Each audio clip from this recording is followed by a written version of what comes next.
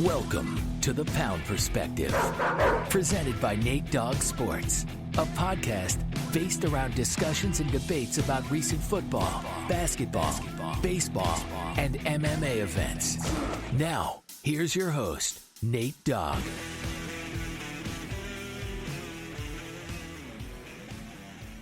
And we are back to The Pound Perspective with my co-host, Red. How we doing, brother? I'm good, man. What's up with you? I'm doing good. Got a lot of things to talk about. It is officially week 1, brother. How does that make you feel? I'm good, bro. I'm good. I'm ready. Yes. Look, first game tomorrow. I'm ready to go. Yes, it's crazy. It's finally here. Got some weird news. We're not going to talk about it today, so let's get it over with. What's up with this Travis Kelce stuff, man? Man, are the Chiefs just the injury team this year? Look, it's way too early. I'm not saying that with any actual I don't mean that at all. I'm just saying what if? That's a what if. That would suck, bro, because they have a chance to put together. If they even make it to the Super, we can start. But if they even make it to the Super Bowl, is that already the second best dynasty of all time? It's a good question. That's a good question, bro. All right. Like we said, we're not talking about that stuff today, though. We got some other things to talk about. We're dropping some good stuff today, man. We are dropping our power rankings and playoff predictions. We've kind of talked about it over the offseason, who we think's good. I think we made a Super Bowl prediction early on, but things happen. Preseason happens. We see some extra players. We get some different feelings. One of us stuck true to his guns and kept his Super Bowl pick. If you didn't listen, you'll find out soon. But we're gonna drop our official Week 1 power rankings. We're not gonna stay too long on this, y'all. We got 32 teams, so we don't want to be here for 3 hours talking about each single one of these teams. If we did that, we would lose every single one of y'all. We're not gonna do that to y'all. So we're just gonna go through these, kind of break these rankings up when it comes to levels, numbers. So 32 through 21, we'll give y'all a couple teams. 20 through 11, we'll give y'all a couple teams. 10 through 5, quick reasonings, and then 4 through 1, we'll give y'all exactly what we think about those teams. Mm-hmm. So let's just go right into it, man. Let's go right into it. 32 through 21. I mean, if we want to highlight, I say we just throw our teams out there and then pick 2 of those teams that we really like. I'll start us off. 32, Arizona. 31, Houston. 30, Tampa Bay. 29, Indianapolis Colts. 28, Las Vegas Raiders. 27, Carolina Panthers. 26, the Los Angeles Rams. 25, Chicago Bears. 24, Tennessee Titans. 23, Denver Broncos. 22, Washington Commanders. And 21, the Atlanta Falcons. Red, give me your 32 through 21. All right, so I got 32, Arizona Cardinals. At 31, the Indianapolis Colts. At 30, the Tampa Bay Buccaneers. At 29, the Texans. At 28, the Rams. Okay. 27, the Raiders. 26, the Panthers. 25, the Titans. 24, the Commanders. 23, the Bears. 22, the Falcons. And number 21, the New Orleans Saints. All right. Representing at 21. I can't hate at all. If they didn't land Derek Carr, they may even been even worse. So I understand where you're coming from there. Red, pick me 2 teams out of there. We know that none of those teams are really. There's a couple that could maybe make a run at a division or something just because of where their division's at. But give me a couple of those teams. What are 2 of those teams in that range that you could see maybe shocking some people this year? Man, I've said it a little bit. I don't know how confident I should be, but I got them at 28. Okay. But you're gonna say I think them Rams, man. Oh, Jesus. I don't think. Look, they're not going on a Super Bowl run.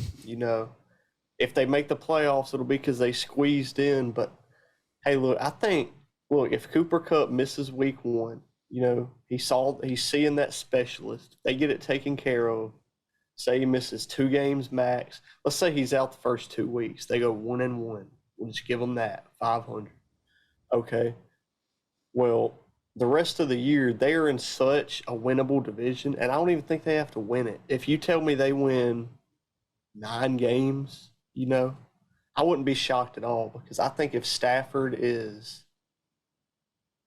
80% of what he was during the Super Bowl run they had, with some less picks, why not, man? You still got Aaron Donald. They got some play. Look, I know it doesn't matter as much, but they've been making moves with the waiver wires recently. They added like a bunch of undrafted guys, a bunch of practice squad guys from different teams. Like, that tells me they're not just, hey, we're okay with the top 10 pick. Like, they're at least trying. And with a coach like Sean McVay, Matthew Stafford at quarterback, Cooper Kupp at receiver for even, let's just say, 12 games, and then Aaron Donald on defense, like, why not, man? And then, but I get it, because, on paper, that roster is not great. So, I get them being at 28, but I do think they have a couple guys who just need to be okay. You know what I mean? Like, they just need to be, like Ben Skoranek, just be okay. Hey, I got to say, I respect you've stuck to your guns on this team. You're not letting any of this hate from my direction sway you. I got to respect that. Now, look, Cam Akers, just be okay. Just be okay, man. That's all. Aaron Donald will be a dog. They might go get Leonard Fournette week 6. Who knows? Hey. And then another team, look, man, I hate to say it, Commanders could be a little sneaky this year. I get where you're coming from there. Look, they're in the NFC East, so like, I hate to say it, but the only thing holding them back to me from being like, we were talking about it before the pod, not to give anything away, but like that 7th seed in the NFC playoff spot, that is just up for grabs. Yep. The only thing making the Commanders not a part of that conversation is Ron Rivera. Look, bro. It's crazy. That's how things change so quickly. But I think people forget they added Eric Bieniemy. All right. And I feel like what people also forget is that it's almost like they think, oh, Sam Howell's either going to be good or this team is going to be terrible. It's like, if this defense is not even, they don't have to be top 10. They just need to perform how people think they should and be the 14th defense in the league. You know what I mean? Emmanuel Forbes, he needs to have, if he has a pretty good rookie season, you don't really need Sam Howell to be amazing. And then if you think about it, they still have Jacoby Brissett, who I don't think he gets enough credit for how good he played last year. So, this team could easily go 8-9, 9-8. If they were in an easier division, I think they would all day be in that competition for the 7th seed. I like that. I really like I respect the Commanders. But dude, if you switched Eric Bieniemy, like if he was their head coach instead of Ron Rivera, they'd probably be like 7 ranks higher, in my opinion. I like that. The respect. Eric Bieniemy, him not being a head coach is maddening still to me. Look, I like Ron Rivera, man, but he's not a dude that adapts, and that's just pretty clear. Like, and that just doesn't work anymore. Riverboat Ron. Yep. Now I'll give you my couple teams. This was really tough because you look at some teams and you're like, I have some lower right now that they got to prove themselves. They're prove themselves teams. I would throw, obviously the Broncos, Commanders, Falcons, Titans, Bears. Those are those teams that are like you throw in there that are super low, but it's like 1 or 2 big wins, and this season is different for these teams. So when it comes to my 2 teams, I'm going first team Denver Broncos. Okay. Sean Payton is in the building. I got them ranked a little bit higher, so yeah. I think I'm a little bit higher, but I like it, bro. Now, I understand. I put him low because this team was terrible last year. Like, really, really bad. And as much as I think Sean Payton can alter a team, it's hard for me to believe that day one, they're just going to be this entirely different team. So for me to put him at 23, it feels honestly respectful. Yeah. They already have so many injuries, too. Exactly. That's my thing, too. It's Tim Patrick's already out for the third straight season, right? It's so sad. Jerry Jeudy's got doesn't he have an issue right now? I don't think he's supposed to miss a lot of time, if any, but he's got an issue right now. He's not going on an IR, but I don't think he's playing the first couple weeks. There you go. That hurts some fantasy squads. As much as Travis Kelce, man, I've got one of my fantasy teams got Travis Kelce, and I'm like, oh, no, please no, questionable. But when it comes to the Broncos, for me, obviously, like I said, it's hard to believe that Sean Payton could do that much in one season. I do believe he does a lot in one season. I mean, just the little things he's done over the offseason, besides the Nathaniel Hackett thing, I thought it was hilarious. I thought it was kind of crazy. People were shocked that Sean Payton talks shit, and it's like, this dude does this all the time.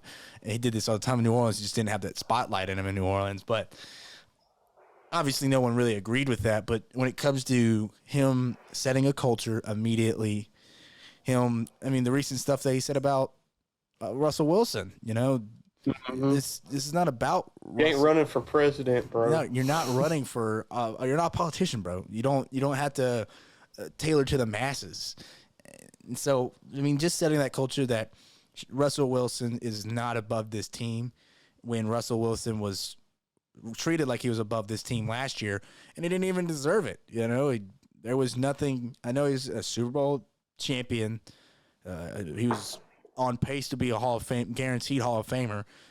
I get you want to give him his leadership role, but from everything we heard from last year, it's like this dude was above the team, and Sean Payton doesn't play that. Even with Drew Brees, he didn't play like that. So. Look, man, I just got to say this because I just thought about this. This is kind of off topic.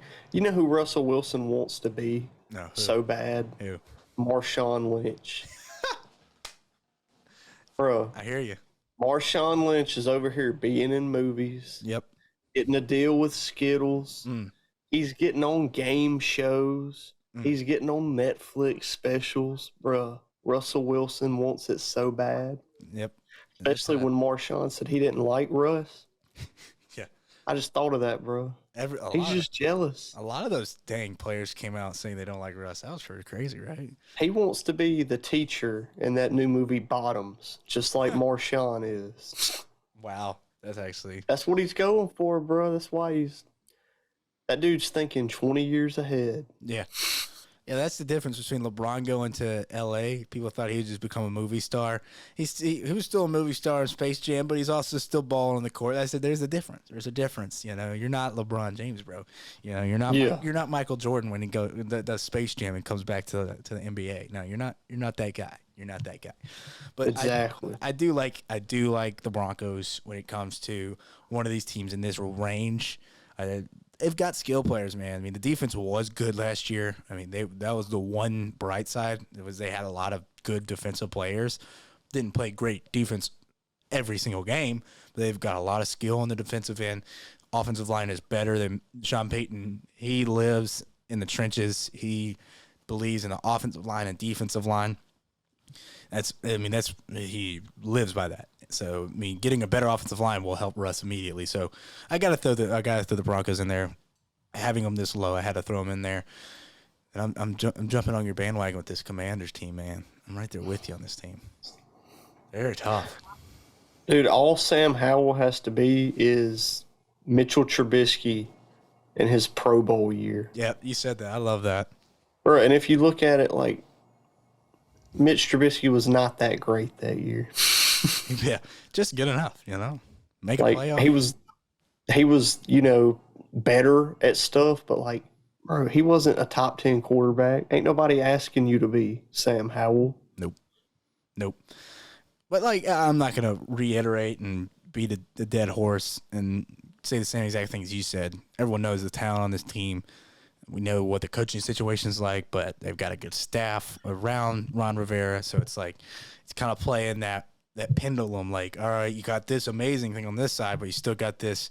You know, I mean, we could all agree Ron Rivera's past his best days as a head coach. I mean, he got a team to a Super Bowl, so he's a great coach, but he's had a great career. But is he still that level of a coach? Like you said, he doesn't really adapt, even though bringing in an Eric Bieniemy, that's full of adaptation. So I'm so intrigued to see what this offense is like. Eric Bieniemy does not have a Patrick Mahomes anymore. What does he do with a Sam Howell? But talking about the defensive line, everyone knows the talent, all first-rounders.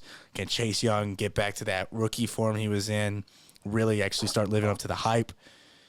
There's so many things with that Commanders team there's so many things to like, but like you said, very, very, very tough division. They could realistically finish fourth and still have a winning record. Yeah, and be in the hunt for the playoffs. It's like, that's wild to think that this division, the NFC East, used to be called the NFC Least 3 or 4 years ago.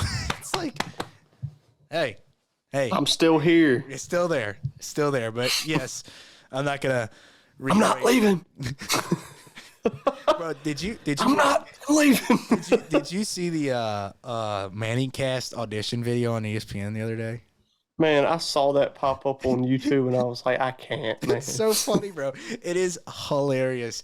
They got so many people. I saw Tom Brady sitting on a couch and I was like, man, I can't watch it. Tom Brady's appearance was hilarious, bro. I gotta be honest. It's Omaha. I'm sure it's funny, man. His hair. That dude is trying to be Hollywood so bad. It's a matter of time, bro. It's just a matter of time until he makes his move into the Hollywood scene. I'm just ready for it. All right, man.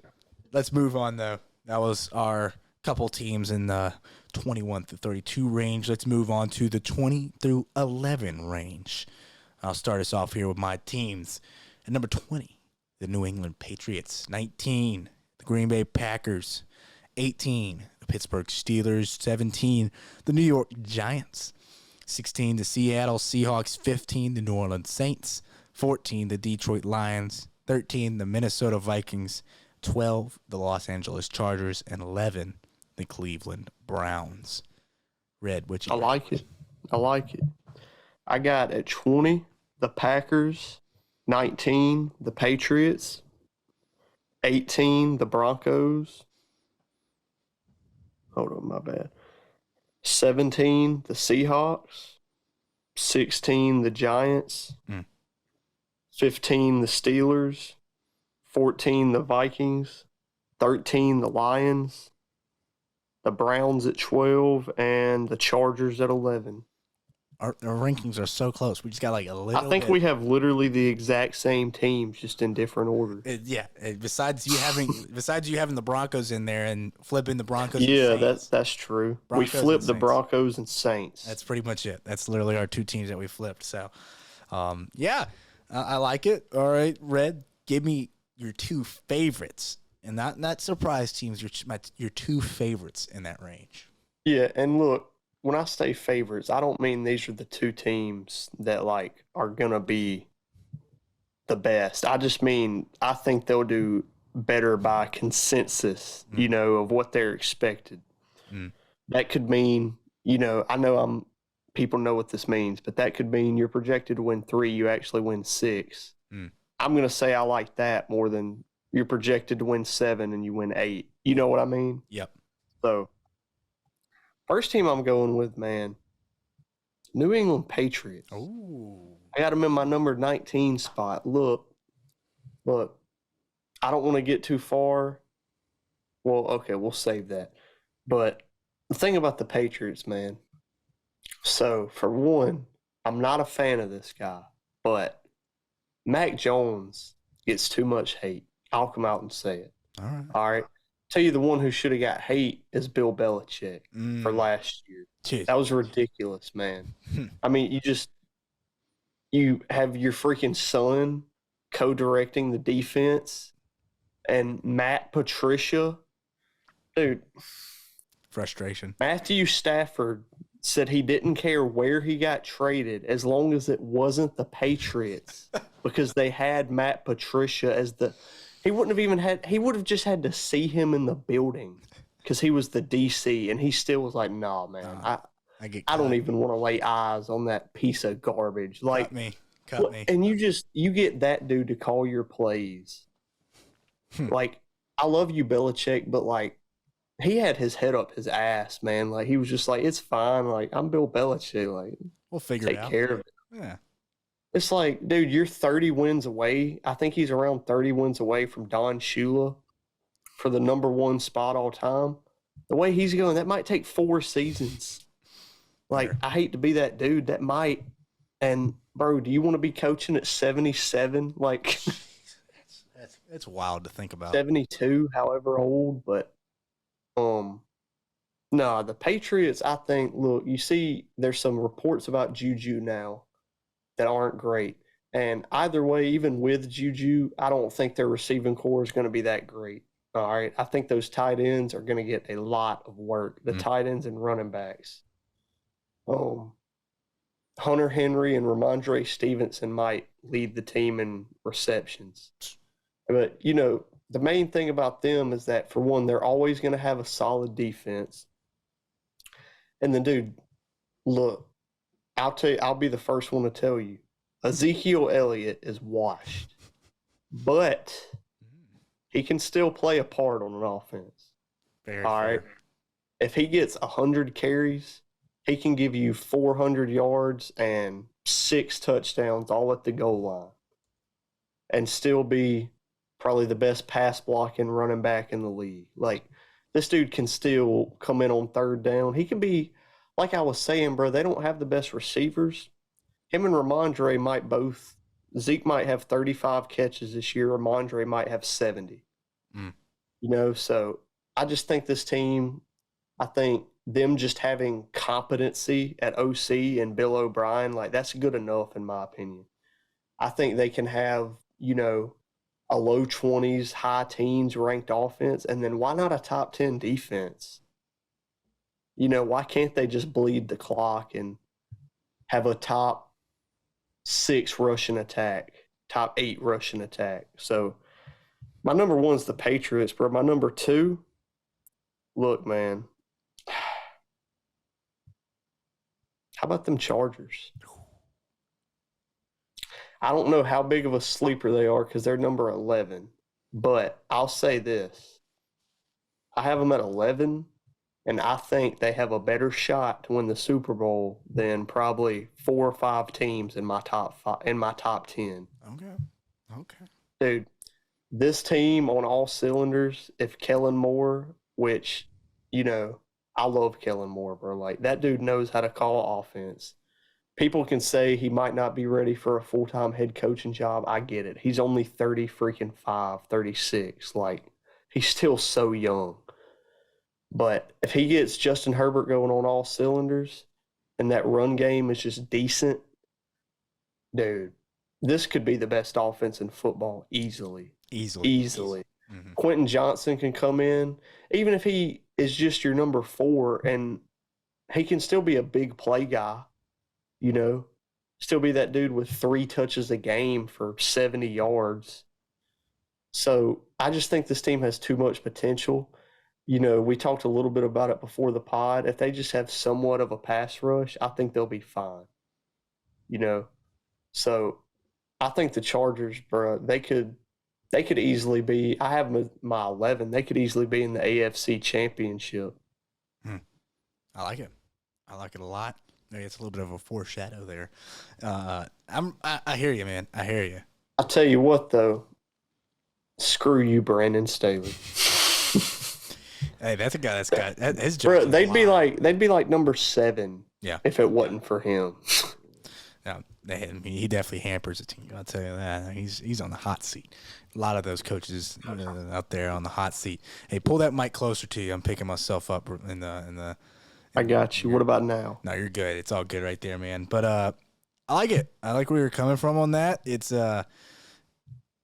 hard not to pick those Chargers to be like a legitimate squad, man. It's so hard not to. they're just, dude, man. I'm starting to think that I think Justin Herbert's better than this guy, but they're starting to feel like the freaking, if they don't win something this year, even if it's just one playoff game, they're starting to feel like the Rockets when they had James Harden. That's actually, you just want to pick them every year. Like, man, that offense. That's actually a like good comparison. Just, gosh, bro, like they could just overpower any team. I like that. I actually like that. And then it just never works out. Yeah. But it's like every time it gets close to it, and for some reason all the hype dies. Yeah. Well, the thing is, at least they made the playoffs, I guess. So. Yeah. But no, the Chargers did last year, but they choked. They choked hard. No, like I was saying, the Chargers are tough. The Chargers are one of my favorites that I actually, a little bit of foreshadowing, might not have in my top 7 in the AFC. So that's why I can't pick them. I can't pick that team. And I'm gonna sound like a homer on this first pick, but I am gonna pick the New Orleans Saints in here. Only reason I'm gonna pick them for one of them. The Caints, baby. Yeah, oh, all right, I hear you. Yeah. The Caints and the Cowgirls. Hey, Jake Haener, PEDs, baby. He was juicing up, man. Jake Haener, third quarterback 3. He got caught on PEDs today, 6-game suspension. Hey, bro, look. If you ain't first, you're last. Hey, the rookie had to put some weight on, bro. Look, you want a quarterback who's going to take chances. That's all I'm saying. Yeah, dang right. Like, you want him to look past the first read. Look, his first option was working out. He looked farther down the field. Damn right. So I'm going to take a shot right here. Literally. Literally. Oh, my goodness. Jake Haener. I like Jake Haener, too. Hey, I like Didn't him. He play at Fresno? Yep, Fresno State. Yep. He's a good kid, you know. Same college as Derek Carr, so maybe there's a little bit of that connection. But I got the Saints. I like them when it comes to the division. Obviously, that division is open. There's definitely 3 teams that have an opportunity, 2 legitimate, in my opinion. The thing about the Saints for me is it's the second year of this run. You know, it's not year 1 anymore. Even though it's year 1 with Derek Carr, it's year 2 with Dennis Allen. And we both have our opinions on Dennis Allen and what we think level of coach he is. He's kind of got that Brandon Staley. At least he doesn't do anything stupid, but it's like everyone talks about him so highly. He's got an opportunity to become one of the better coaches, and he doesn't prove it. He hasn't proved it once yet in his entire career besides being a great defensive coordinator. It's different being a defensive coordinator than a head coach. It just feels so safe. Yes. You know what I mean? And your years, you know, however long it was, 15, whatever years, with Sean Payton, who's one of the most unsafe. I mean, he's a very to-the-book guy, you know, not a lot of audibles and stuff, but he takes risks. Like, that is what made Sean Payton what Sean Payton is in that Super Bowl with the ambush and after coming out of halftime. So, yeah, bro, that's how we got a Netflix movie. Literally. Exactly. No, it's one of those things for the Saints for me. There's definitely positions that are definitely not full. Like, this roster has a lot of talent, but it's not from top to bottom the best Saints roster we've seen over the last, 5, 6, 7 years. There's holes, and that's what makes me kind of step back on them when it comes to even winning the division. I think the Falcons are a legitimate threat that could win 9, 10 games. And so with all this stuff I'm saying against the Saints, there's one thing that I got to say when it comes to them being good. When you have the offensive, on paper, we got to see it happen. On paper, the offensive talent this team possibly could have when it comes to Chris Olave at the 1, Mike Thomas at the 2, Rashid Shaheed at the 3. And then you got Traquan Smith at the 4. That's not a terrible 4, even though he can't stay healthy. So you got a nice receiving core. I think one of the deepest tight end rooms in the entire league. It's hey, bro, real quick. I don't mean to cut you off. No. I don't remember who it was, but did you see the rumor that I forgot a team was wanting to trade for Traquan Smith? Apparently. What are they willing to give up? That's actually I don't crazy. know. A 7th? We can skip right over that because I don't remember what team it was, so that was kind of pointless. But I just didn't know if you had heard that. Let me see. It was some team who apparently was high on him in the draft, and then I think I actually did. Was interested in looking at him. This is the Falcons. Falcons, yeah, that's all I was pulling up. I don't hate that, man. It's actually not a bad move. I mean, he would actually fit kind of well with that receiving core over there in Atlanta. It's so rare that we see interdivisional trades, especially between literally rival versus rival. You know, it'd be different with the Panthers. What about Traquan Smith and Juwan Johnson for Kyle Pitts? Ooh, that'd be a fun trade. I might have to pull. I think I'd do it. I think I'd do it, man. Because Juwan is a very similar skill player to a Kyle Pitts.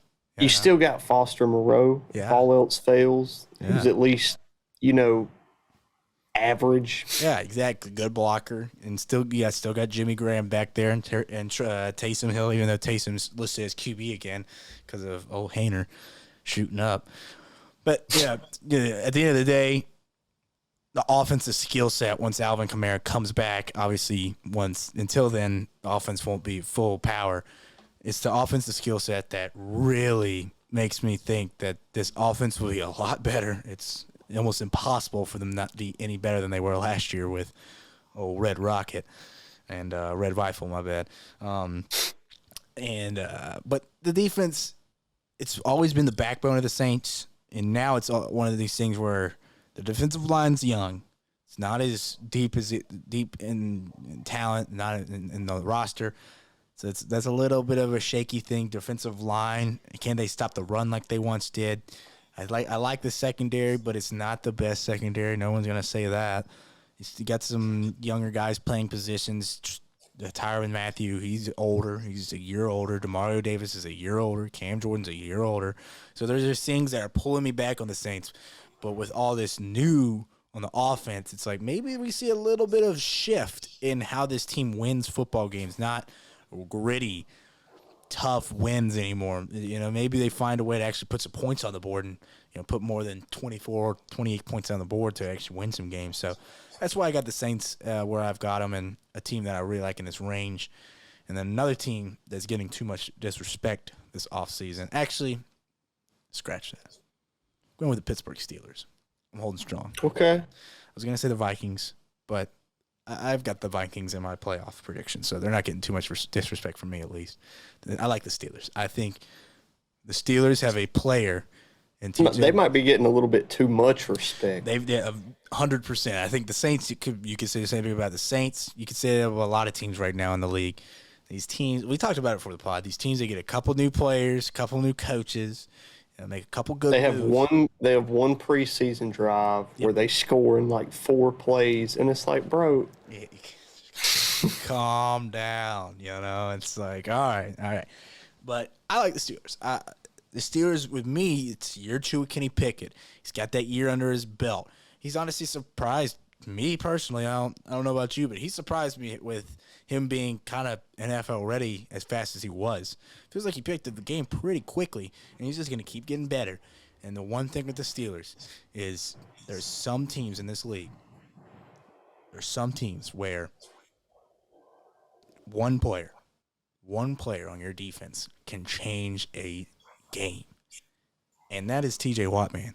TJ Watt's that guy, and it's hard not to like the Steelers because of a TJ Watt. They've got other players on that defense. We've talked about the running back room. Are we going to see Jay Warren kind of take a little bit of a bigger role? If Najee's your 2, Warren's your 1. I don't know how that works, but Najee as a 2 sounds pretty dang nice. Receiving core, pretty dang good. We talked about running back room. They might have got the best tight end in the draft. Boom. Boom. And it's tough. It's tough. I've got to see it to believe it. All over the place. Steelers. But I got to see it to believe it. But there's some things going on over there in Pittsburgh that just makes me just kind of take a second look at them and say, They got something cooking over here. It's hard enough. It's almost T.J. Watt is one of those guys. It's impossible to pick against sometimes. If he's not playing, the Steelers are a bottom 5 team in the league, bottom 7 team in the league. When he's playing, I have him in the almost the upper half of the league. That's what kind of an impact I think he can have on a team. That's what I got with my 2 teams in that range, brother. Man, I ain't gonna take this Alex Highsmith disrespect. Hey, that is.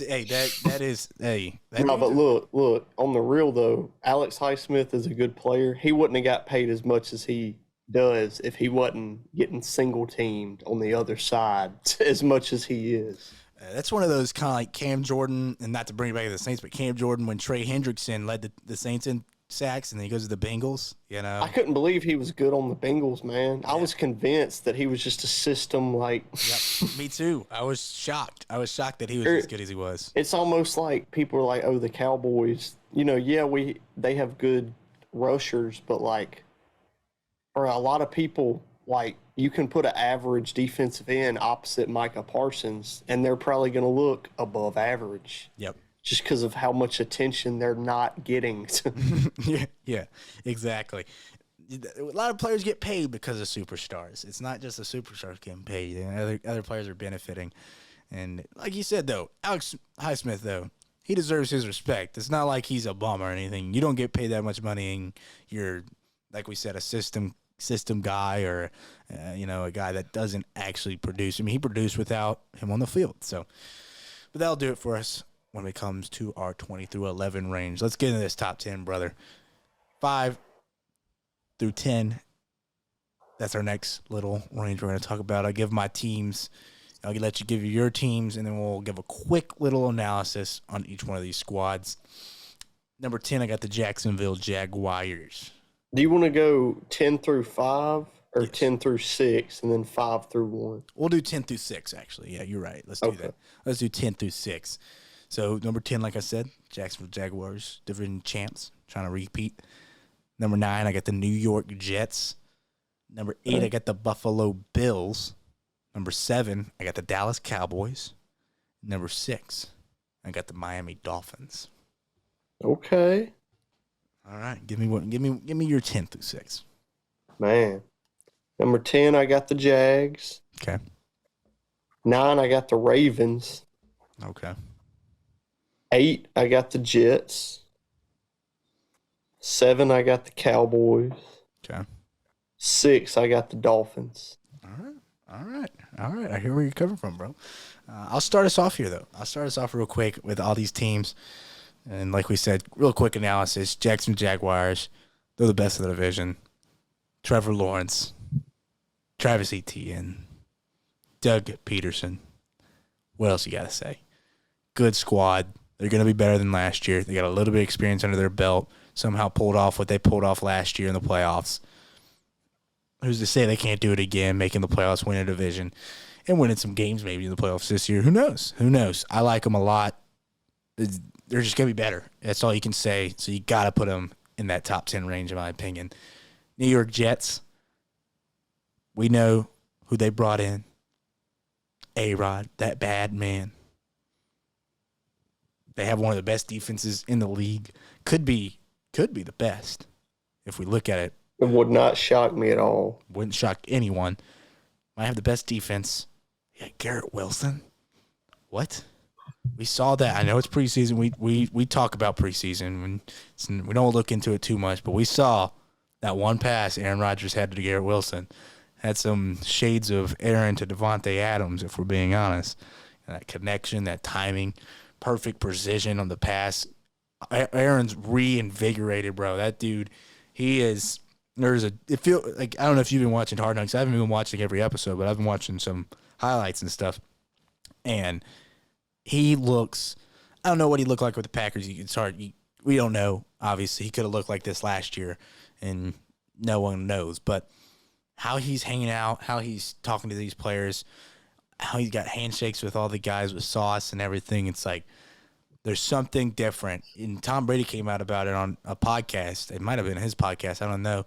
I don't listen to Tom Brady's podcast if he has one.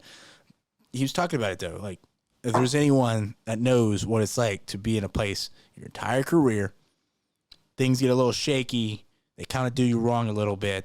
You get out and you're reinvigorated. That's what he's talking about. Aaron's all this newness is gonna be so much more fun for him. It's not the same system. He's actually learning football again. He's learning new things in football. Yeah, it's still football. It's not like he's learning a different language, but it's different. The cadences are different. The timing's different. The nuances are different. He's going to be reinvigorated. So for me, the Jets have to have him in the top 10. I'm having him at 9, though, because another one of those teams for me, they were good last year, but they weren't even a top 10. They weren't even scratching top 10 last year. So lower part of the top 10 until proven otherwise. Number 8, the Buffalo Bills. They honestly are falling off for me. Last year, obviously a top 5 team, top 10 team, no matter what. They're going to kind of drop off for me this year. They'll still be a playoff team. Not saying they're going to fall off the face of the earth. I still like them, but any team with Josh Allen, Stephon Diggs, even though Von Miller-ish, any team with Josh Allen and Stephon Diggs and, honestly, Sean McDermott as their head coach, they're going to be pretty good. They're going to be good. And I got to see the adaptation, though, this year. They got to change something with this offense, make it look a little bit of a decent run game to give Josh Allen some breathers and not be the leading rusher once again. So, for me, it's kind of like a step back, even though at 8, that's high, but it's not as high as they probably should be with all that talent on that squad. Number 7, your Dallas Cowboys. I like them a lot, man. We could talk about that defense. We talked about, maybe they're not the 49ers defense when it comes to stopping teams every single play, getting these big tackles for loss. But they fly around. They're fun to watch, and they're going to give you highlights. They're going to give you plays. They're going to give you touchdowns. That defense is fun to watch. They got so much talent. And they got Micah freaking Parsons. That's all you got to say. And then I think Dak Prescott will be better. I think Dak Prescott, we're going to see a different version of Dak Prescott this year. I think we're going to see a version of him where he's not going to be afraid, but he's going to be more conservative. He's not going to be so hyper aggressive to get the big play, to find CeeDee Lamb on these big plays, find Michael Gallup who fits. He's finally healthy for the first time in like 3 or 4 years, which is awesome to see. He's not going to be looking for these massive plays anymore, I feel like. I think he's going to rely on this run game with Tony Pollard as the new guy there. He's going to rely on his skill players to make plays when it's needed. And we're going to see a little bit more of that, like I said, shift when it came to the Jets and wanting to see a shift in the Bills. We're going to see that shift with the Cowboys and how they play offense. We could say all we want about Mike McCarthy and this experiment, I guess, with him calling plays again. But he was a pretty good play caller with the Packers. I mean, he won a Super Bowl. So you can't talk too badly about the guy and his skill set when it comes to calling an offense. And lastly, the Miami Dolphins. They have a top 3 roster and a possible quarterback that could be taken out of the game week 1. And I hate to say that. You never want to wish that on anybody. Never want to say anything bad when it comes to possible injuries, but it's got proven to I gotta see it. I gotta see it. I gotta see him take that first hit. I see him fall and take a hit to the head and get back up. I gotta see him play football. I gotta see Tua play football for me to say the Dolphins are a legitimate team. The roster keeps them at that 6th spot for me. The roster puts them in opportunity to actually make the Super Bowl, in my opinion. If Tua stays healthy, this is a top 3 team. If Tua doesn't stay healthy, this is still a top 3 roster that will not win their division. It's one of those things that's like you're playing, which way do you go on the Dolphins? I love their roster. Mike White, baby. Hey, Mike White. Hey, is it Mike White season? Nothing wrong with that. Ain't nothing wrong with that. I think that's actually a really good backup to have. And that system, like with what they're going for, dude, whew. Just timing, ball out, get it to your speedsters. I think I like the team. That's all I can really say about them, roster wise, on paper wise. I've said it once. I've said it 1,000 times now. It's a top 3 roster. Can Tua stay healthy? Can Mike McDaniels continue to adapt and learn how to be a head coach when not off the field? He's a perfect. I love him. He's got his own personality. You can say whatever you want about the guy. He's a character, man. Is he a Super Bowl head coach? Is he that guy? Can he win those? Because at the end of the day, yeah, the players win the games, but the coaches get you in those situations. Can they navigate those situations? Can they get you in the right play to navigate those situations? Tua's not going to be out there audible, you go this and that. No disrespect to Tua by any means, but Tua's not been in that moment either. So, Mike McDaniels, what kind of coach are you going to be? Tua, can you stay healthy? This roster is ridiculously talented, defense and offensively. That's why I got him at 6. Red, what you got 10 through 6? Man, so 10, I got the Jags, short and sweet. You really don't lose anybody on the offense. Really just gets better. You add Calvin Ridley, Evan Ingram. They know exactly how to use him now. It kind of took them a couple weeks last year. Run game. I mean, you added Tank Bigsby, who is like a good number 2 to Travis Etienne. And then the defense, it's not great. They still got a couple pieces. Tyson Campbell, a really, really underrated corner. Trayvon Walker, I mean, some people may say he's a bust. I think if he was taken 9th overall in that draft, no one would be saying that. You know what I mean? He just happened to be the first pick, and he can still rebound easily. If he has 7 sacks and is a legit run defender, dude, that's all I want from that guy. He's more of an impact to me in the run game, or at least he should be. I think the Jags could easily – Trevor Lawrence could be top 5 in passing yards, I think. Number 9, I got the Ravens. John Harbaugh, just a consistently good coach, one of the only ones in the NFL, in my opinion. You add Todd Monken, you add Odell Beckham and Zay Flowers. The running backs still they don't have anything more than average at running back. But, I mean, you got maybe the best running back in the league in Lamar Jackson. Yeah. So it's like, who can freaking throw the ball? Like, people don't give him enough credit as a passer. Lamar can process in the pocket. You know what I mean? He may not be able to zip it in there like a Peyton Manning, into a super tight window, but that dude can process. He knows where to put the ball. Like, I don't think he gets enough respect as a passer. And, we'll figure out more when we get to the playoff picks. But, I'm big on the Ravens, man. I think they got they should have the best, if not the best, second best run game in the league, in my opinion, even though a couple more teams might have better options on paper. I don't see why this team shouldn't be. And then number 8, I got the Jets, man. You said a lot. I'm not going to add a lot other than this roster is ridiculous.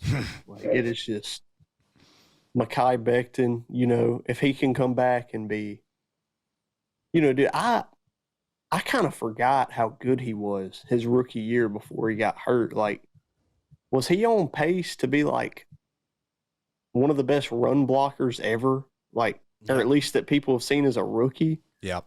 No, I know he only played like 8 games, but like, dude, give me, he lost weight and everything. Give me 75% of that. And why not, man? So, and then at 7, I got them Dallas Cowboys, Repping. Everything you said, man. Look, you lose Kellen Moore, Brian Schottenheimer. He's at worst going to be an average NFL offensive coordinator. He's got some experience. He's been around. You got Dan Quinn, who easily could have been a head coach last year, but he wanted to come back. That tells me that he's got plans. This defense, they already, man, like, it seems a little different now because he's been there for 2 years, but dude, like, I'll tell you just how undisciplined the defense was before Dan Quinn got there for a couple years, like, especially when they had Mike Nolan. That was just like they couldn't do anything right, man. It's one of the worst and now defenses of all time. It's like they want to do it right. Like they hold each other accountable. You know, like the dude beside them knows where they're supposed to be. It feels like. So, but I don't want to get too much into them and sound like a homer. But I sound I like do a think homer that with the Saints. I get it. I'll say this about the offense. I think you're right. I think it's going to be a different version of Dak. I think it's going to be I wouldn't even say a less aggressive offense. I would say just a calmer offense. Yep. You know what I mean? Like a more time shots and a lot more, like you were saying, there's going to be a lot more run after the catch, some more screens. Yep. You know, some more just crossing routes one-on-one. You know what I mean? There's not going to be just as many 15 or 12, 15-yard stops. Yep. You know what I mean? Not as many 25-yard throws. There's going to be a lot of 4, 5, 9, 2, 7, 50. Mm-hmm. You know what I mean? Yep. Something like that. And then at number 6, man, the Miami Dolphins. Look, I'm right there with you. I love Mike McDaniel. I think who do they have at running back? They got A-Chain. A-Chain. They still got Jeff Wilson. And, you still got Raheem Mostert, who is, dude, I didn't think he was as old as he is. He's kind of older than dirt, man. But he's getting on up there. But, you know, they have so many pieces. Like, if Tua is healthy, if Tua is healthy, is that the hardest team to game plan for? I think it is, man, because I just don't know how you could go man against those corners at all. I mean, against those receivers. You can't. I playing a deep fourth, like you can't. Mm-mm. You have to. So, you know, the Dolphins have a chance to have one of the most explosive offenses in the league. The defense, they got Vic Fangio. They got players all over the defense. You know, I'm not quite as sold on the offense as much as everybody else, but like I said, if Tua can stay healthy, they have a chance to be like a top 5 offense in the league. Mm-hmm. Yeah, well said. I think I couldn't have said it any better. We had some similar teams, so we don't want to beat a dead horse. We kind of agree if we have them this high. Talent goes a long way once you're at this part of the power rankings. A lot of ifs, a lot of buts, a lot of maybes, but that's the beauty of week 1, week 2, week 3, week 4. You get to learn real quick which teams are actually going to be good. And like we said, we're going to be trying to drop these power rankings pretty consistently, and they're going to be shifting every freaking other week. So we're going to try and keep tabs and update this thing pretty regularly. Before we get into this top 1 through 5, you can find the entire power rankings on Nate Dogg Sports. NDS_NFL is where it's going to be posted directly. Go out there, check it out. We're also going to have a post for our playoff predictions. So stick along for the rest of this podcast, and you'll hear about those. Let's get into this top 5 rankings. I'll start us off here at number 5, the Baltimore Ravens. Tough team. I'll talk about them in a second. San Francisco 49ers at 4. The number 3 team is the Cincinnati Bengals. Number 2, the runners-up to the Super Bowl, the Philadelphia Eagles. And, of course, the Super Bowl champions at number 1. Have to give them that respect. Week 1, you have to. You got to give those 2 teams their respect going into week 1. So, Red, what you got in your top 5? Man, I just want to say, I'm giving the champion respect. That's all I'm doing. Oh, okay. At number 5, I got the Buffalo Bills. Okay. Number 4, I got the Bengals. Number 3, I got the Eagles. Oh, there it is. They just look, we'll get into it. They lost a lot. I know they added a lot, but they lost a lot. Not just players, staff too. Yeah. 2, I got the Niners, and then 1, I got the Chiefs. I hear you. I guess I'll start us off real quick on this top 5. Kind of similar. We'll just give our reasonings for what we got, and then we'll give a ceiling and a floor for these teams. So number 5, like I said, the Baltimore Ravens. I think we're both pretty high on what the Ravens can do this year. And the biggest thing that's hampered them over the past couple of seasons has been injuries. That's the biggest if. Like I said, I talked about ifs with these teams. The if with the Baltimore Ravens is if this team can stay healthy. If this team is healthy, they have a massive, massive opportunity to win a Super Bowl. We see Lamar Jackson once again in MVP high MVP odds. I mean, he's probably 1 or 2 or 3. If I were to guess, Patty's probably 1. And I would throw Justin Herbert in there. I would throw Jalen Hurts in there. But Lamar, if he's not in that top 3, that's kind of crazy in my opinion. So Todd Monken, we talked about that. New guy in the building. I'll ask you this real quick, and then I'll move on to my 49ers at 4. Which was a better offseason hire at coordinator? Todd Monken or Eric Bieniemy?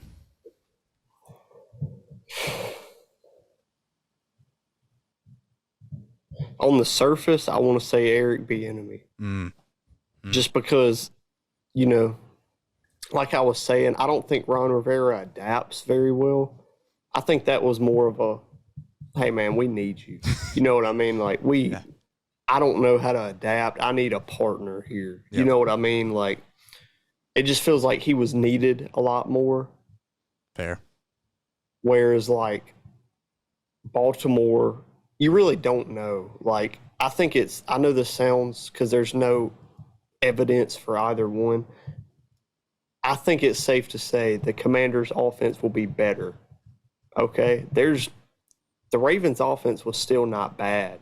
Yeah. So there's really no way to know. But I think in the long run, Monken will – I think he's going to help them get over the hump, if that makes sense. Whereas Bieniemy's more so help them get to the hump. Yeah. Actually, that's a perfect description because the Ravens are this close. It's just everyone knows that offense they've been running for the past however long. It's kind of like I don't like him, but it's like if you were to fire Brandon Staley. Like, I don't like him, but you do get right there. Yep. You know what I mean? So it's hard to pull the trigger and fire those types of guys. It is. Yeah, I couldn't agree anymore.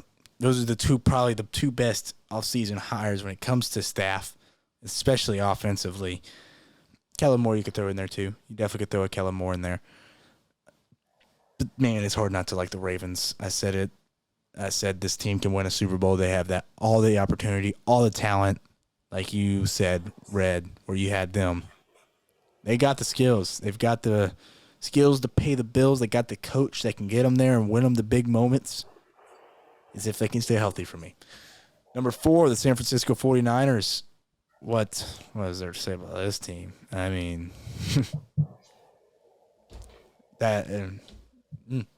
talent.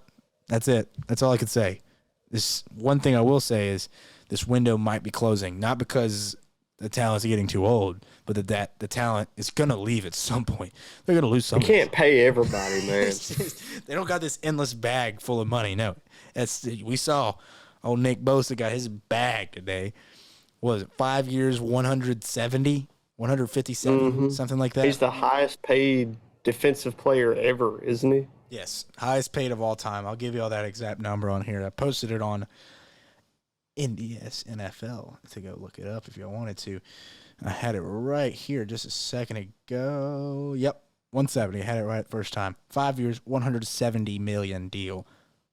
122.5 guaranteed. What in the world, man? That is so much money. That is so much freaking money. But yeah, I'm not going to stay on this team too long. Everyone knows how unbelievably talented they are. It is about damn time that this team wins. Like you were saying with the Chargers, it's about time that they make that next step forward and stop allowing this defense to be bad. It's about damn time the 49ers break through and get them a Super Bowl.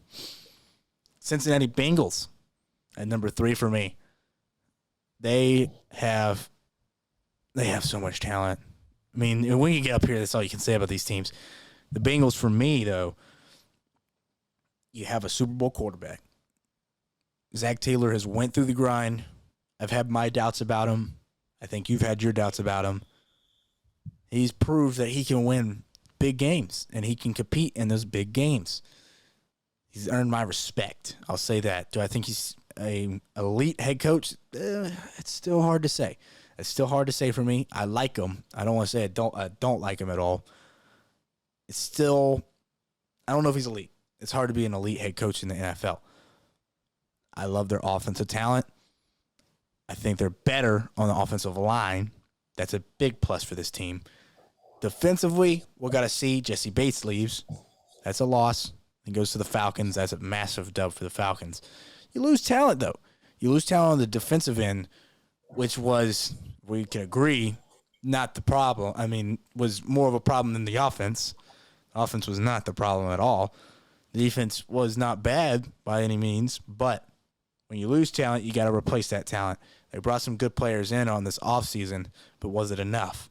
I believe, just like the 49ers, it's their time to shine. The Chiefs have got there too. Eagles made it there. Eagles are 1 year into this project. The 49ers have been going after this since they lost to the Chiefs the first time with Jimmy G. Missed Emmanuel Sanders. Missed throw. That's the Raiders starter. But the 49ers have been going after this. The Bengals are right behind them when they lost to the Rams. These two teams, you'll see in a second, might be on a collision course, in my opinion. Number 2, the Eagles, the runners-up to the Super Bowl last season.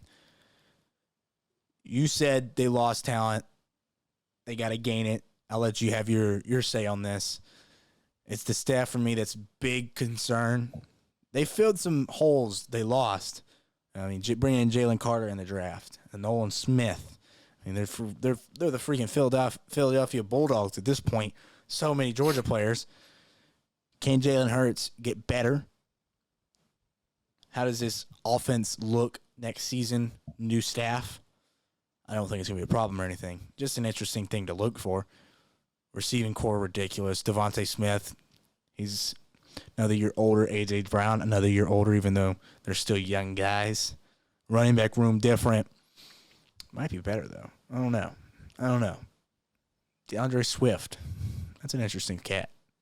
I don't know.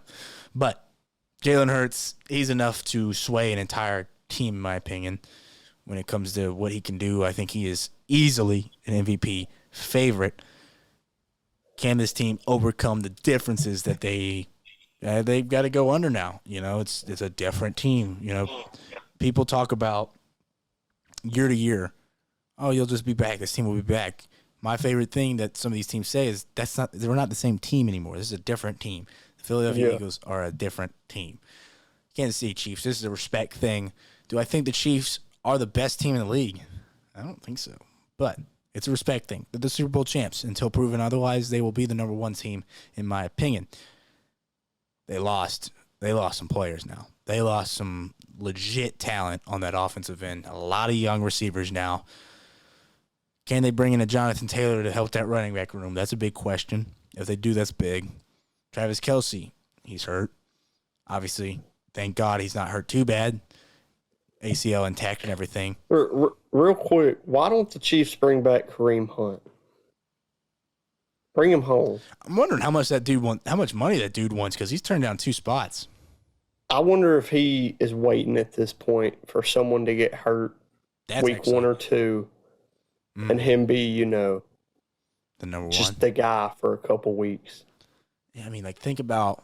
Because at this point, there just ain't no way, unless he's failing physicals. Yeah, that wouldn't surprise me, though. But, think about the Ravens. I feel like you would have heard about that. Yeah, you would have heard about it if he definitely failed him. But, I mean, you think about a Ravens, you think about even a Brown. I mean, not a Browns, a Bears, I mean, there's some teams out there where you could go out and be maybe the number 1. I don't know. Yeah. But with the Chiefs, can they overcome these new things? These new players and starting roles now. Kadarius Toney got a year under his belt there. I am pretty high on Kadarius Toney. I think he could be a really good star in this lineup. I think they lost an offensive lineman, if I'm not mistaken, to can't remember where he went. I might be wrong. I think he went to Jacksonville. Yeah, I think you're right. And defensively, the biggest piece on that defense, Chris Jones, might not be even playing this year. Until he's playing, we got to see. It's a respect thing to have the Chiefs there. Do I think they're the number one team in the entire league going into the season? That's to be debated. But respect to the Super Bowl champions at number one for me. Red, give me your 5 through 1. I was wrong. I don't know. I was thinking of Jawan Taylor, but they got him from the Jaguars. That's my bad. Okay. So but, maybe I thought it was maybe I had it backwards. Okay. No, they might have lost somebody else. I don't know for sure. But I'm sorry. I know who it is. The kid that went to the Bengals. Orlando Brown. Yeah, that's it. There it was. Number 5, I got the Bills. You know, I could easily see them being worse. I don't think Sean McDermott is a top 10 coach. I don't even think that's really a hot take. I think that's just kind of like he's about middle of the pack, you know. Okay. I think he's just got limitations. Like, yeah. I don't think he's going to get any better, if I'm being honest. You know, so I don't know how far this team will go. You know, we'll figure out more about the playoffs. But I think on paper, like, I got to give it to him, man. Stephon Diggs is still on the team. Dalton Kincaid will basically be their slot receiver this year, which, I mean, dude, that dude running seams up the middle of the field. Sheesh. Josh Allen just ripping the ball in there. And then, I mean, I like James Cook. You know, I don't even think he has to be great because I think Damian Harris is good enough to be your number one if James Cook needs to just be a receiver and, you know, get 10 carries a game. I think Damian Harris can do it. And then, you know, my bad. So at number 5, I had the Bills. 4, I had the Bengals. 3, I had the Eagles. 2, I had the Niners. 1, I had the Chiefs. So at number 4, the Bengals. Man, I like the Bengals a lot. Okay. I don't like their tight end room. Yeah. I don't really love their defense. I mean, their defensive line is still great, bruh. I don't think losing Jesse Bates was a big deal in my opinion. Yes. Especially like that's one of the reasons I feel like I'm a little bit higher on the Falcons is because they got Jesse Bates. But you know, the Bengals, I think they're right there. Zach Taylor, I mean, I'm still not completely sold, but like he keeps getting better. He hasn't gotten any worse as a coach. Yep. Burrow hasn't gotten any worse. I mean, if those weapons are just healthy, only thing holding them back really from being a top 3 team, in my opinion, is honestly, I feel like I should rank them lower just because I don't really love Joe Mixon anymore, man. I don't love Joe Mixon. I don't like their tight end room. You don't like Irv Smith? You don't like Irv Smith? Nah, bro, he didn't even average 8 yards a catch last year. So like, bad. That's so bad. He's literally just run 5 yards and turn around. And then, you know, I mean, Mixon, I don't think he's bad, but I think he's at best going to be like the 12th best running back this year. If he goes down, you're going to throw Chase Brown in there? Like, come on, bro. Kareem Hunt. Hey, why not? Hey, why not? I forgot they had Travion Williams from the A&M. Dude, he's so small. I forgot he was so small. Jeez. So, you know, they got players. They still got pieces on defense. But I don't know, man. The more I talk about them, the more I want to move them down. But I'll keep them at 4 for right now. Number 3, I got the Eagles. I'm right there with you, you know. I think the staff is going to be a bigger deal than people think, even though I don't think Jonathan Gannon is going to be a good head coach. I think Shane Steichen actually probably will. I agree. And I do think Gannon was a good defensive coordinator. I feel like that's just kind of obvious. That offense, man, they're not going to be able to be as aggressive. There's just no way. And Jalen Hurts, I think his stats will go down, but I don't think he's going to be bad. His stats going down from last year turns him into what, the third best quarterback to the sixth? Yeah. Like, yeah.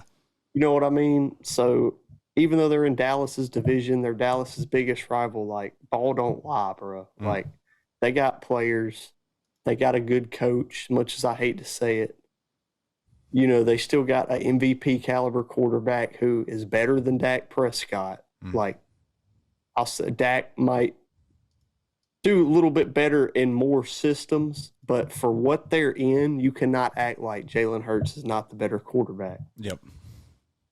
But, they did lose a lot of players too. And, I think they can. It could be 1 week and those players show that they're replacement level already. But it could also be 3 weeks into the season and there's a huge hole at running back. You know what I mean? Yep. So those are my number 3. Number 2, I'll keep it short and sweet on these last 2, man, because we've already pretty much talked about these same teams. 49ers, I mean, if Brock Purdy stays healthy, they beat the Eagles, in my opinion. Yep. I think Brock Purdy is a little bit better than people give him credit for. They just have weapons all around them.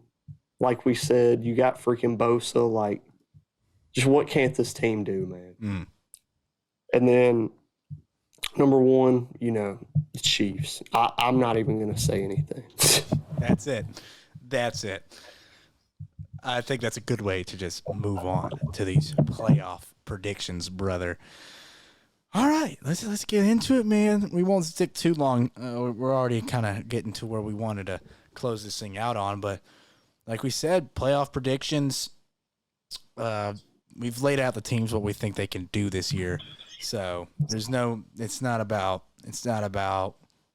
what we think their record's gonna be. It's more about, all right, let's give you our seeds for the AFC and NFC matchups and who will be playing in the Super Bowl, and then a super, super early score prediction for that Super Bowl. All right, Red. I say we'll do it like this. We'll give our AFC 1 through 7, and then we'll give our NFC 1 through 7, and then we'll do our matchups. All right? Okay.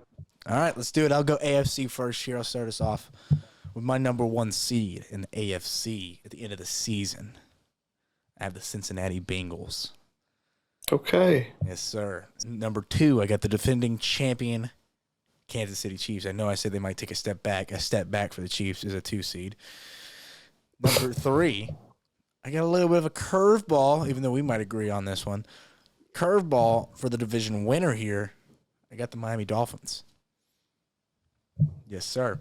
Number 4, Jaguars are going to win the division again. But I like it. Yep. I mean, I like them, but I don't think they'll be. I think they'll be the worst of the division winners. The 5 seed, they'll be facing the Jaguars here. I got the Baltimore Ravens. Lamar Jackson MVP tour starts right now. I like him as a possible MVP candidate here. Number 6, Buffalo Bills. They still make the playoffs for me, even though I'm not fully committed to them being, a playoff team this year. I just think any team with Josh Allen has a chance. Number 7, you can't leave out that bad man first year with the New York Jets. I'm going with the Jets, baby. All right. I like it. Jets, Jets are the number 7 seed for me. AFC for you, Red. What you got? Man, at 1, I got the Chiefs. Okay. At 2, I got the Bengals. At 3, I got the Jags. Okay. At 4, I think the Jags will be the worst, overall team that wins their division in the AFC. But at 4, I got the Dolphins. That division is just so tough. They're going to beat each other up, yeah.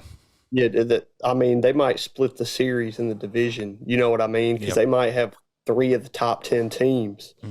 But then at 5, I got the Jets. At 6, I got the Chargers. And at 7, I got the Ravens. Oh, all right.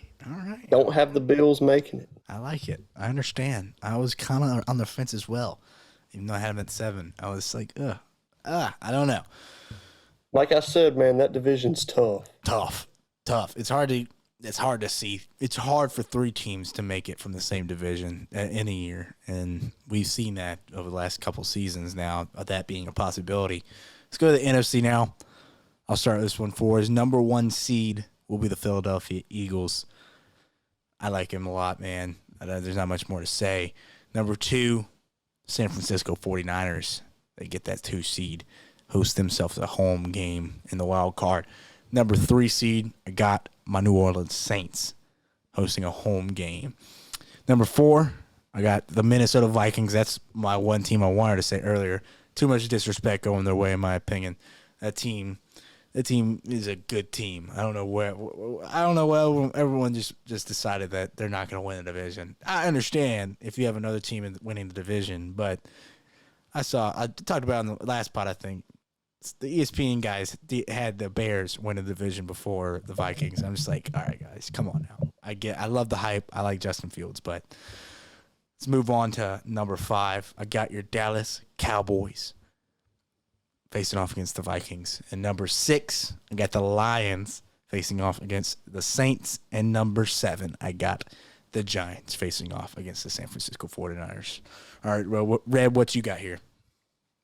All right. So in the NFC, you want me to say the rank and then the matchup? Yeah, once you get to the matchup, yeah.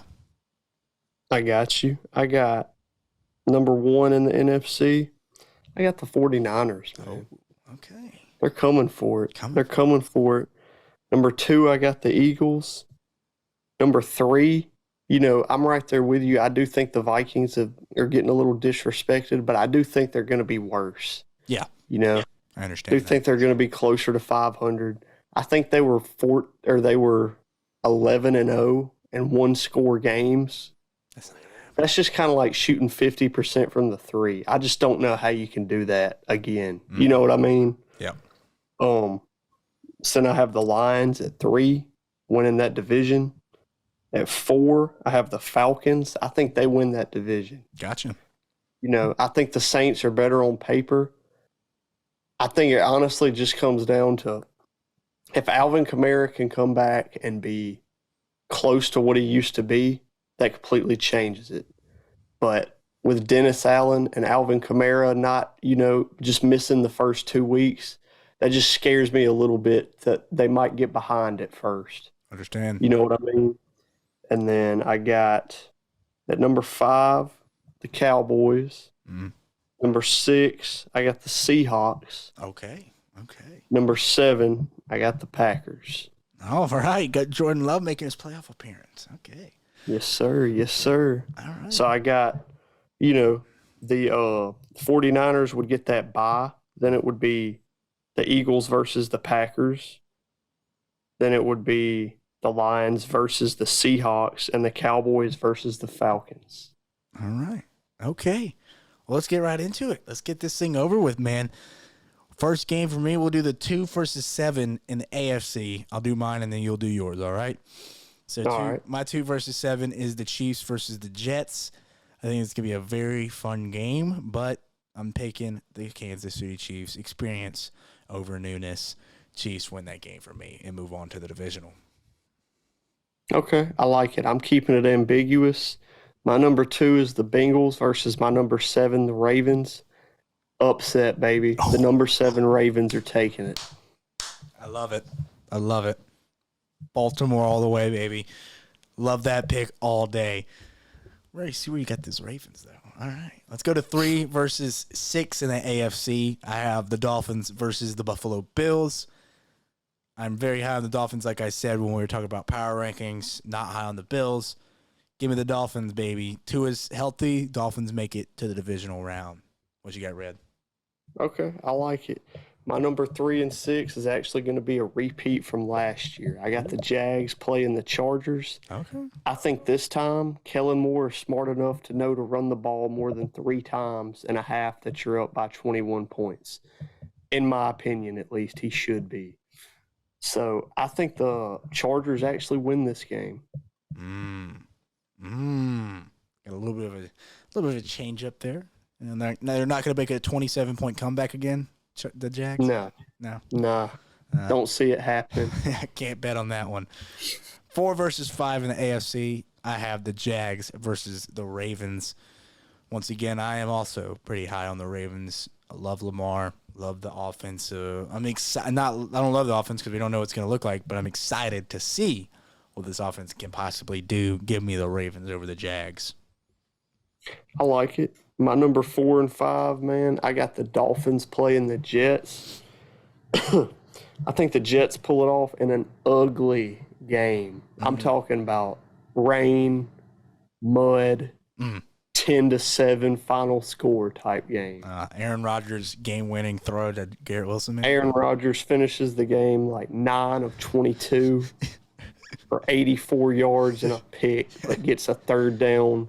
He converts a 3rd and 12. Yeah. It puts them in field goal range to win the game. I love it. That's perfect. What a prediction there by Red. All right, let's go to the NFC here. 2 versus 7, I have the San Francisco 49ers versus the Giants. I am obviously going to take the San Francisco 49ers over Big Blue out there in New York. What you got for 2 versus 7 in the NFC?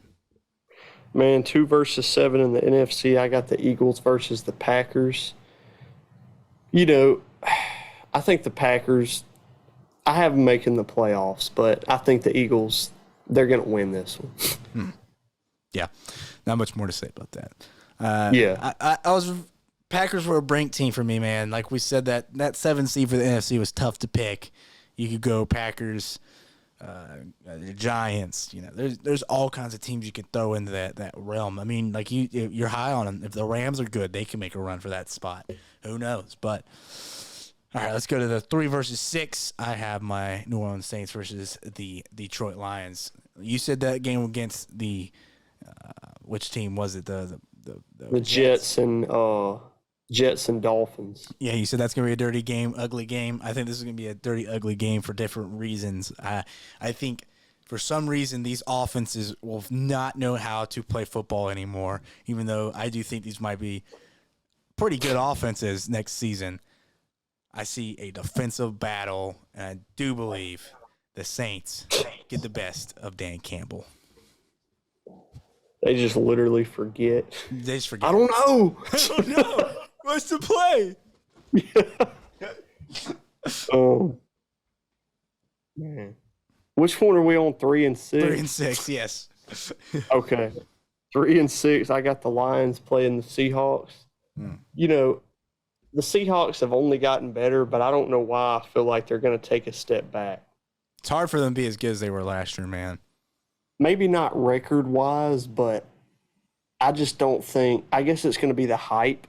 I think they'll have about the same result, just the hype will be gone because now it's expected. You know what I mean? I like that. And the Lions, I think they're getting overhyped, but I do think this is a good matchup for them.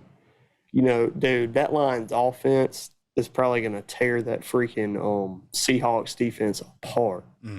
So I think the Lions win this one pretty easily. Okay. I like it. 4 versus 5, I have the Vikings versus Dallas Cowboys. We got a classic here, I think. Dak Prescott comes in and shows that he is an elite quarterback and beats the Vikings down. Kirk Cousins is done. I like Kirk Cousins, but that's it. It's done for his Vikings career after what this Dallas Cowboys defense does to him. Moves on to the divisional round. What you got, 4 versus 5? Man, so my 4 versus 5, I got the Cowboys versus the Falcons. All right, I think Atlanta has a top 5 run game this year, maybe top 2. They might have the best. I'll just say that. But anyway, staying on the game, got to see it from Arthur Smith. I could be wrong. I don't think he's never been a head coach in a playoffs. I don't believe. He's not. So this will be a first time for him. Mike McCarthy, say what you want. He's been there. He's done that. Super Bowl At least champ. he knows how to put together a game plan. Yep. Not that I don't believe in Atlanta, but I don't think this is that close of a game. I think Dallas wins this one. I don't think I'll say that it's not nearly as bad as Dallas and the NFC South winner last year when they played. Fair. in the freaking playoffs. That was not even a game. I think we can agree that the NFC South is going to be a little Definitely bit better. be better. Little bit. At least just a little bit. Not an 8-9 team this year, hopefully. All right, let's get to our divisional round. Let's make it quick, man. One versus, I guess, so this will be, for me, the 1 versus 5 in the AFC. It'll be different for you, I think, because you had the 7 seed winning. So 1 versus 5, I have the Bengals versus the Ravens. Fun game, offensive firepower on both sides. Bengals just a little bit better. Experience gets them the win in this one. Bengals win against the Ravens. What you got, Red? Man, short and sweet. How about them Ravens, baby? They beat the number 1 seed Chiefs right here. The number 7th seed is about to beat the number 1 seed. All right. I love it.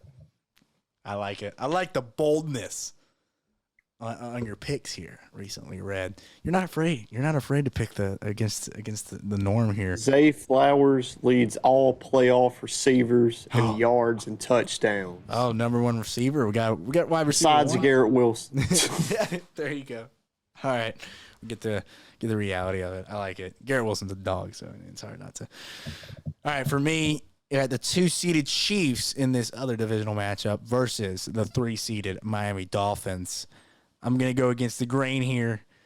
To a healthy offense is cooking. We see the next generation of a possibly better offense than the Chiefs.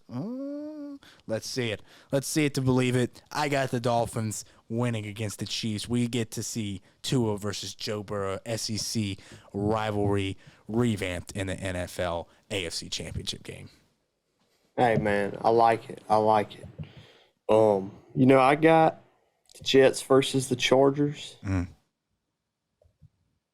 Jets going to win this one, man. Jets got it. Okay. Jets going to win, and then the Chargers are going to get roped into another year of Brandon Staley because they're like, man, we just can't fire him. Just far enough to keep him, I know. So, I think the Jets defense, I ain't going to say they take over the game, but, that might be, to that point, that might be the best defense the Chargers play all year.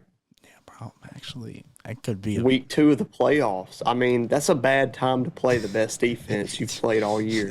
I'm just saying. That'd be tough timing. Tough timing for them. All right, let's go to the NFC.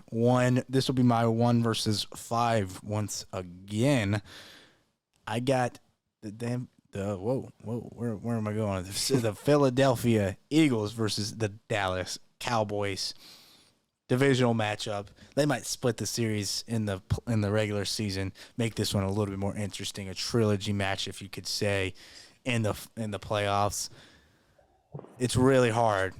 It's really hard for me not to pick your Dallas Cowboys here, but I'm going with the Philadelphia Eagles to move on to the NFC Championship game. I can't blame you right there. I can't blame you. Look, if I was to pick the Cowboys to beat the Eagles in the playoffs right now, it would be because I'm a homer. Yeah. Okay? There'd be no other way. Yes. If it's 3 weeks from now, it could be completely different. That could be my honest opinion. But if I was to say that right now, I would just be lying. Yeah. So what I'm going to go with, I got the number 1 seed 49ers playing the Cowboys in a rematch from last year. And I hate to say it, I think it goes the same way, man. 3 years in a row to losing to the 49ers. I hate to freaking say it, but that team is just, I mean, I don't think there's a worse matchup team for Dallas, if I'm just being honest. So, that's it could be another sloppy, not a big offense game that the 49ers just slowly move the ball. Slow and steady. And then, did we say our other one? Not yet. The divisional? Hey, go ahead and start it off, brother. Go ahead. I got you, man. I got the Eagles beating the Lions. Oh. I think it was a good year for Detroit. They succeeded. They beat expectations, but they were overhyped the whole time, and they get a little exposed right here. Gotcha. I hear where you're coming from. For me, it's honestly a similar situation. Saints coming into the season probably a little unwarranted hype. They have done nothing to earn it, in my opinion. Yes, roster says a lot. There's a lot of talent on the team. They get through that first round. Teams, they might be maybe some people that pick against the grain trying to expect an upset. I don't expect it here. San Francisco is too talented for the New Orleans Saints if you get this far. Derek Carr, if he makes it this far in the playoffs, congratulations. That's your first year as a Saint. Come back next year, see what you can do. The San Francisco 49ers might beat down the Saints if this is a matchup in the playoffs. Give me the San Francisco 49ers. Yes, sir. I like it. Yes, sir. I like it. All right, let's get into our AFC and NFC championship games. I'll go ahead and give my AFC. Bengals versus the Dolphins, like I said. SEC matchup versus Tua and Joe Burrow. I'm going experience over skill set here. Talent on roster. I'm going experience. Bengals get the job done in an absolute offensive masterclass from both teams. 45-42. Who gives a shit? Going Bengals. Okay. I like it. My AFC championship game, man. I got the Jets playing the Ravens. How about them Ravens, baby? Oh, my goodness. The wild card 7th seed to the Super Bowl. Look at this. Look, I'm calling it right now. This is a close game. It's a close game. All it's going to take is one bad block or one missed assignment from a Jets offensive lineman. There's a fumble from A-Rod in the second half. The Ravens go up by 10, and then it's just smooth sailing.